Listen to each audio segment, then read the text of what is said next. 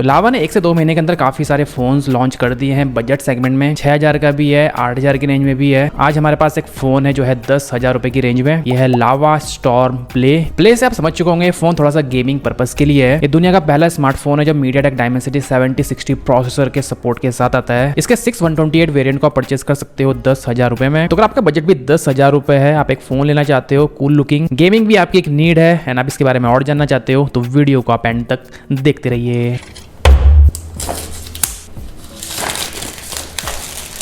Box में लावा storm play की branding है। 50 मेगापिक्सल एआई कैमरा पे मेंशन्ड है। Proudly Indian, lava, free service at home. पीछे के पार्ट में इसके स्पेसिफिकेशन मेंशन किए गए हैं जिसके ऊपर आगे हम डिटेल में बात करेंगे। ये मेड इन इंडिया प्रोडक्ट है, इंडिया में इसके असेंबलिंग की गई है। इसके अलावा हमारे पास है ड्यून टाइटेनियम कलर 6128 GB वाला। एमआरपी मेंशन है 13,499 रुपए। जून 2025 की इसकी मैन्युफैक्चरिंग है, इसी महीने की। तो आप कर लेते हैं इसकी अनबॉक्सिंग।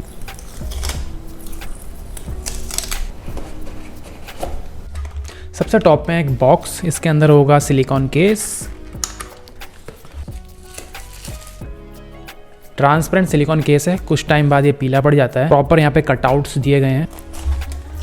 फोन को रखते हैं हम साइड पे। यहाँ पे सर्विस एट होम का कार्ड, तो अगर आपके फोन में कोई इशू आता है तो सर्विस एट होम का अवेल कर सकते हो। Type A to type C charging cable, SIM ejector and एक 15 वॉट का पावर अडेप्टर।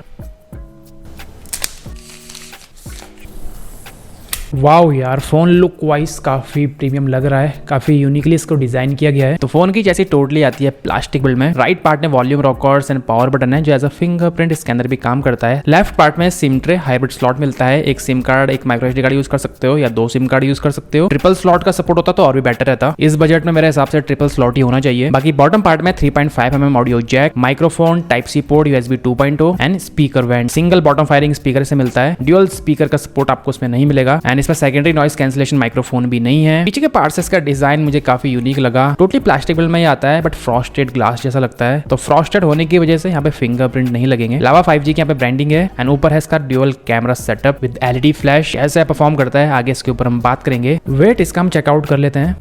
198 ग्राम इसका वेट है, तो काफी लाइट वेट फोन है। डिस्प्ले देखिए तो 6.75 इंच की 120 हर्ट्ज की यहाँ पे HD+ IPS डिस्प्ले दी गई है। 750 निट्स इसका हाई ब्राइटनेस मोड है, तो ठीक है इसके बजट के हिसाब से आउटडोर में आप इसको यूज कर सकते हो। डिस्प्ले के बेजल्स देखे जाए तो राइट लेफ्ट टॉप पार्ट से बेजल्स मीडियम टाइप के हैं। चिन इसका काफी मोटा है एंड यहाँ पे वाटर ड्रॉपलेट वाली नॉच दी गई है जो इस बजट के मोस्ट ऑफ द स्मार्टफोन में मिलती है। इसके अलावा वाइड वन L3 का यहाँ पे सपोर्ट है, L1 का सपोर्ट नहीं मिलता है। तो OTT प्लेटफॉर्म में आप फुल HD कंटेंट इसमें प्ले नहीं कर पाओगे। तो IPS डिस्प्ले के हिसाब से एंड इसके बजट के हिसाब से काफी ठीक इसकी डिस्प्ले परफॉर्म करती है। अब हार्ड की बात करते हैं प्रोसेसर की, तो इसे मिलता है मीडियाटेक डायमेंसिटी 7060 प्रोसेसर। ये 6nm का ऑक्टा-कोर प्रोसेसर है। ये दुनिया का पहला स्मार्टफोन है जो इस प्रोसेसर के सपोर्ट के साथ आता है। तो उसके बेंचमार्क स्कोर हम चेकआउट कर लेते हैं। तो AnTuTu स्कोर इसका है 4,96,000 के समथिंग, जो इस बजट के हिसाब से काफी सही नंबर है। Geekbench 6 का सिंगल कोर स्कोर है 1063, मल्टी कोर स्कोर है 2482, S24 अल्ट्रा का है 6675, तो उसके हाफ से थोड़ी कम इसकी परफॉर्मेंस आप बोल लीजिए। इसके अलावा 15 मिनट का हमने इसका थ्रॉटलिंग टेस्ट भी किया एंड 74% ये थ्रॉटल हुआ। स्टार्टिंग में परफॉर्मेंस काफी स्टेबल देता है बट कुछ समय बाद 8 से 10 मिनट जब हो जाते हैं तो परफॉर्मेंस इसकी डाउन होती जाती है। थोड़ा सा हीट भी फोन हो जाता है। ऑब्वियस सी बात है, अगर आप ग्राफिक इंटेंस टास्क करोगे तो हीट तो आपको फील होगी। तो बेंचमार्क्स के हिसाब से इसकी परफॉर्मेंस काफी ठीक निकल के आ रही है इसके बजट के हिसाब से। अब इसका गेमिंग टेस्ट हम कर लेते हैं। तो BGMI को आप इसमें HD graphics and high frame rate में खेल सकते हो।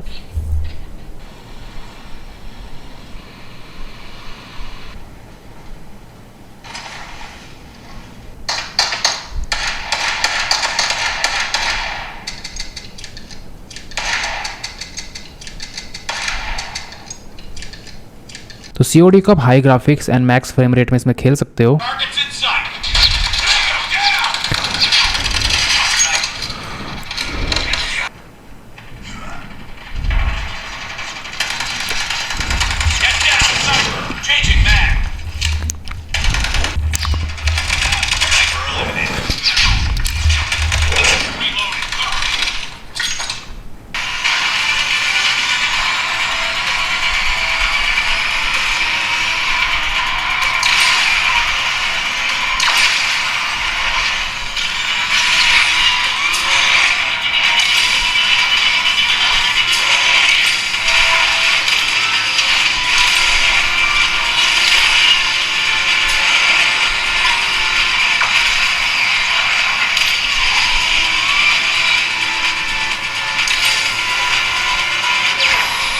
तो गेमिंग टेस्ट आपने देखा, इस बजट में 10,000 रुपए से अंदर की रेंज में अच्छी खासी ग्राफिक्स सेटिंग में इसमें गेमिंग में कर पा रहा था। अगर आप ग्राफिक्स को कम रखते हो तो गेम आप और भी स्मूथली इसमें प्ले कर पाओगे। तकरीबन सारे गेम्स इसमें प्ले हो जाते हैं। सेंसर्स पार्ट में आते हैं तो यहाँ पे साइड माउंटेड फिंगरप्रिंट स्कैनर है जो काफी ठीक काम करता है। लावा के अदर फोन जो हमने रिव्यू करे हैं उससे थोड़ा सा फास्टली ये वर्क करता हुआ मुझे नजर आया। इसके अलावा सेंसर टेस्ट में बैरोमीटर को छोड़ के इसमें तकरीबन सारे सेंसर्स हमें मिलते हैं। अब आते हैं रैम एंड स्टोरेज पार्ट में, तो यहाँ पे LPDDR5 रैम मिलती है 6GB की, प्लस 6GB आप इसको और एक्सपेंड कर सकते हो एज अ वर्चुअल रैम। तो वर्चुअल रैम जैसे मैंने आपको काफी सारे वीडियोस में बताया, जैसे कंप्यूटर में वर्चुअल मेमोरी का ऑप्शन होता है, हार्ड डिस्क के कुछ पार्ट को एज अ रैम भी यूज कर सकते हो, उसी तरीके से आप इस फोन के स्टोरेज के कुछ पार्ट को एज अ रैम भी यूज कर सकते हो। ये बहुत ज्यादा इफेक्टिव नहीं होता है बट थोड़ा सा हेल्पफुल होता है। रोम है यहाँ पे 128GB की UFS 3.1, तो इस सेगमेंट के अंदर कंपनियां UFS 2.2 प्रोवाइड करती है, LPDDR4 LPDDR4X रैम प्रोवाइड करती है, बट यहाँ पे कंपनी ने LPDDR5 एंड UFS 3.1 दी है जो काफी सही बात है। कई बार क्या होता है कि प्रोसेसर पावरफुल होता है बट जो स्टोरेज होती है वो स्लो होती है, परफॉर्मेंस आपको वैसी नहीं मिल पाती है। उसका read and write speed test भी आप चेकआउट कर लीजिए कैसा परफॉर्म करता है। नंबर्स काफी ठीक है UFS 3.1 के हिसाब से। अब आते हैं बैटरी पार्ट में, तो यहाँ पे 5000 mAh की लिथियम पॉलीमर बैटरी का सपोर्ट है। लिथियम आयन का सपोर्ट नहीं मिलता है, जितने मैंने बजट फोन्स देखे हैं लिथियम पॉलीमर ही वहाँ पे प्रोवाइड की जाती है। लिथियम पॉलीमर बैटरी थोड़ी सी कॉस्ट इफेक्टिव होती है, बजट फोन्स पे कंपनी यूज करती है, बट कुछ फोन से मैंने देखा है सैमसंग के जैसे अपने मिड रेंज फोन में भी वो लिथियम पॉलीमर बैटरी दे रहे हैं यार, तो काफी गलत बात है। 18 वॉट की चार्जिंग का फोन सपोर्ट करता है। फास्ट चार्जिंग इसको कंपनी बोलती है 18 वॉट को, बट आज के टाइम पे फास्ट नहीं मानी जाती जब 120 वॉट 240 वॉट तक आ चुके हैं। बट हाँ, इसके प्राइस पॉइंट के हिसाब से ठीक है। तकरीबन 2 घंटे से ऊपर ही इसको आपको चार्ज करने में समय लगेगा 0 से 100, प्लस एक सिंगल चार्ज में आप इसको तकरीबन यूज कर सकते हो एक पूरा दिन अगर आप इसको नॉर्मली यूज कर रहे हो। अब आते हैं इसके OS पार्ट में, तो यहाँ पे Android 15 का सपोर्ट मिलता है मे के सिक्योरिटी अपडेट के साथ। तो मैंने आपको काफी सारे वीडियो में बताया है लावा के जो इनका OS है मुझे काफी पसंद आता है। Close to stock OS company provide करती है विदाउट एनी ब्लोटवेयर रहता है, कोई भी एड्स नहीं रहते हैं फालतू के। एंड 1 साल का OS अपडेट आपको इस फोन में मिलेगा, मतलब Android 16 प्लस 2 साल के सिक्योरिटी अपडेट आपको इसमें मिलते रहेंगे। इससे पहले हमने पोको F7 का रिव्यू करा था, वहाँ पे काफी सारी ब्लोटवेयर ऐप भर की थी। तो अगर आपको स्टॉक एंड्रॉइड पसंद आता है तो ये फोन डेफिनेटली आपको पसंद आएगा इस बजट में। कुछ फीचर्स यहाँ पे कंपनी ने एडिशनल इसमें प्रोवाइड करें, जैसे ऑल्टरनेट डायलर यहाँ पे सपोर्ट है। अगर आप कॉल रिकॉर्ड करते हो और आप चाहते हो कि सामने वाले को पता ना चले कि आप उसकी कॉल को रिकॉर्ड कर रहे हो तो आप उस डायलर को यूज कर सकते हो। इसके अलावा यूट्यूब बैकग्राउंड प्ले का सपोर्ट यहाँ पे मिल जाता है। तो अगर आप यूट्यूब में कोई म्यूजिक सुन रहे हो तो बैकग्राउंड म्यूजिक को आप ऑन कर दीजिए एंड बैकग्राउंड में वो रन होता रहेगा यूट्यूब। अब आता है कनेक्टिविटी पार्ट में, तो यहाँ पे ड्यूअल 5G का सपोर्ट है, 2 सिम कार्ड आप यूज कर सकते हो 5G के एक साथ। ब्लूटूथ 5.2 का सपोर्ट है, थोड़ा सा आउटडेटेड है, आई थिंक लेटेस्ट होना चाहिए था। इसके अलावा वाईफाई 5 का सपोर्ट है। अब आते हैं कैमरा पार्ट में, तो इसका मेन कैमरा है 50 मेगापिक्सल का सोनी IMX752 f1.8 के अपर्चर के साथ। 2 मेगापिक्सल का है डेप्थ कैमरा जो ना के बराबर ही होता है इस सेगमेंट के फोन में, उतना कुछ खास परफॉर्म नहीं करता है, decoration purpose kind of thing आप इसको बोल सकते हो। बाकी 8 मेगापिक्सल का इसमें सेल्फी कैमरा है f2.0 के अपर्चर के साथ। तो 2K 30 FPS आप इसमें रिकॉर्ड कर सकते हो उसके रियर कैमरा से विदाउट EIS, यहाँ पे काम नहीं करता है अगर आप 2K में रिकॉर्ड कर रहे हो। 1080p 60 FPS में रिकॉर्ड कर सकते हो, यहाँ पे EIS काम करता है। फ्रंट कैम से आप रिकॉर्ड कर सकते हो 1080p 30 FPS विद EIS। अब इसका कैमरा टेस्ट आप देख लीजिए।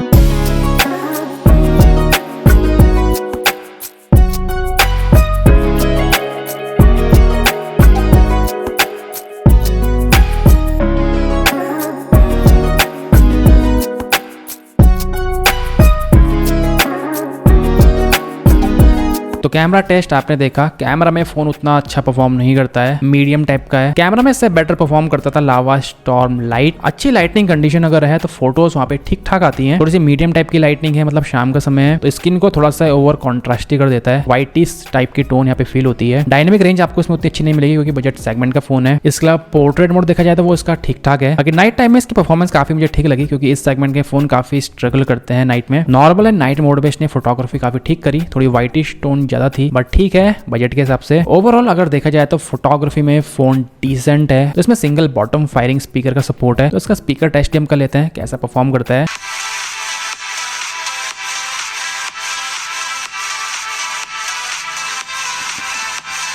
तो स्पीकर में इसकी परफॉर्मेंस एवरेज है, मतलब बेस तो आपको फील नहीं होगा उतना बट हाइज यानी ट्रेवल्स में काफी शार्प परफॉर्म करता है। कानों में चुभन सी फील होती है एंड वोकल्स क्लैरिटी इसकी ठीक है। इसके अलावा IP64 रेटेड है, तो हल्के फुल्के वाटर स्प्लैश एंड डस्ट से इसमें कोई इशू नहीं आएगा। तो अब लास्ट में बात करते हैं कि आपको फोन परचेज करना चाहिए या नहीं करना चाहिए। तो बजट है इसका 10,000 रुपए एंड 10,000 रुपए के हिसाब से यहाँ पे फोन है, प्रोसेसर काफी अच्छा दिया गया है, परफॉर्मेंस वाइज फोन काफी अच्छा है इस सेगमेंट में, लुक अच्छा है फोन का, परफॉर्मेंस अच्छी है, गेमिंग आप इसमें कर सकते हो, OS तो बढ़िया है ही, सॉफ्टवेयर फ्री है, क्लोज टू स्टॉक है। इसके अलावा रैम यहाँ पे अच्छी दी गई है, LPDDR5 रैम है इस बजट में, UFS 3.1 स्टोरेज है। तो अगर आपको एक अच्छे लुक वाला फोन चाहिए जिसकी परफॉर्मेंस भी अच्छी हो, जिसमें आप नॉर्मल गेमिंग कर पाओ, अच्छी रैम चाहिए, अच्छे स्टोरेज चाहिए इस बजट में, तो आप इस फोन को चेकआउट कर सकते हो। मेनली ये फोन फोकस करता है परफॉर्मेंस को, कैमरा का फोकस उतना नहीं करता है, तो उस हिसाब से आप इसको परचेस कर सकते हो। तो यही था हमारा आज का वीडियो। तो अगर आपके मन में कुछ क्वेश्चंस हैं इस फोन से रिगार्डिंग जो पूछना चाहते हो आप, तो आप पूछ सकते हो कमेंट करके। वीडियो अगर आपको पसंद आई है तो वीडियो को कर दीजिए लाइक। तो मेरा नाम है ऋतिक एंड मैं मिलता हूँ आपसे अपने